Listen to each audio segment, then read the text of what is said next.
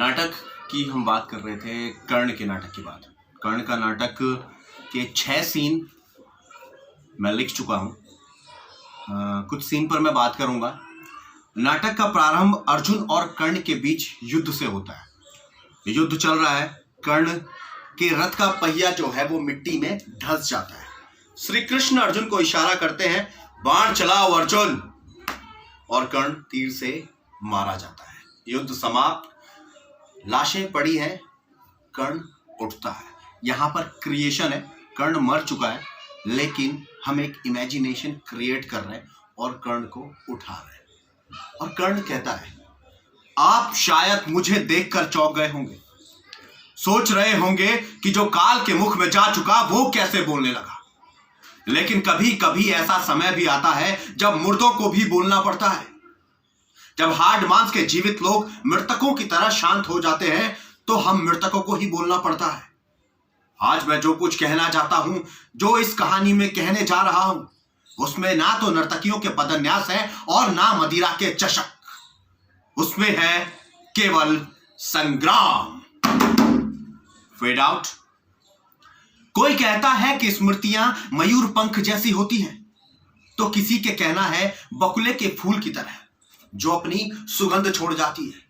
लेकिन मैं कभी इस बात को स्वीकार नहीं कर सका, क्योंकि मेरी स्मृतियां तो हाथी के पैर के समान थी, कठोर और भारी। इसके बाद यहां पे सिंगिंग आ जाएगी और फिर उसके बाद कर्ण के बचपन का सीन। मां कहती है, वसु गंगा की ओर भूलकर भी मत जाना। देखो बड़ों का कहना मानते हैं तो बस मेरा आदेश समझकर मत जाना। गंगा, थोड़ा कर्ण बड़ा होता है और गंगा में स्नान करने सूर्य नमस्कार करता है, तभी उसके कंधे पर किसी का स्पर्श आता है। वो होते हैं भीष्म। वत्स, कौन हो तुम? कर्ण, मैं कर्ण हूं, सूर्यपुत्र कर्ण। सूर्यपुत्र? कौन से सूत के पुत्र हो? कर्ण, चंपा नगरी के अधिरथ जी का। भीष्म, अधिरथ का? कर्ण, जी, लेकिन आप? मैं भीष्म हूं। कर्ण, भीष्म पितामह, गंगा पुत्र भीष्म को मेरा प्रणाम। यशस्वी भव। तुम पूजा में लीन थे, मैंने तुम्हें जगा दिया। आज 3 दशाब्दियां हो गई, प्रतिदिन मैं इस गंगा तट पर आता हूं, लेकिन आज तक कोई भी व्यक्ति मुझसे पहले यहां नहीं आया। तुम पहले व्यक्ति हो जिसको आज मैं देख रहा हूं। कर्ण, मैं? हाँ तुम। ये कुंडल तुम पर बहुत सुंदर लग रहे हैं। कहां से मिले? ये जन्मजात है, इनका सदैव ध्यान रखना।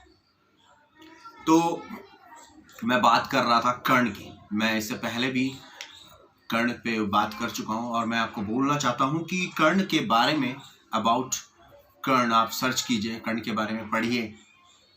इस बार एनुअल फंक्शन में हम कर्ण की ऑटोबायोग्राफी पर पूरा काम करेंगे और ये जो प्ले होगा ये पूरा मार्शल आर्ट होगा। और जितने भी स्टूडेंट हैं आजकल अपना ध्यान रखिए, थोड़ी सी घर पे एक्सरसाइज कीजिए, बॉडी वगैरह कीजिए, बॉडी बनाइए, ताकि इस एक्ट को करने के लिए हमें थोड़ी बॉडी वगैरह चाहिए। तो आप लोग अपनी सेहत का ध्यान रखिए, घर पे रहिए और नाटक बनाइए। मैं अगली कड़ी में मिलूंगा आपसे, तब तक के लिए जय भारत।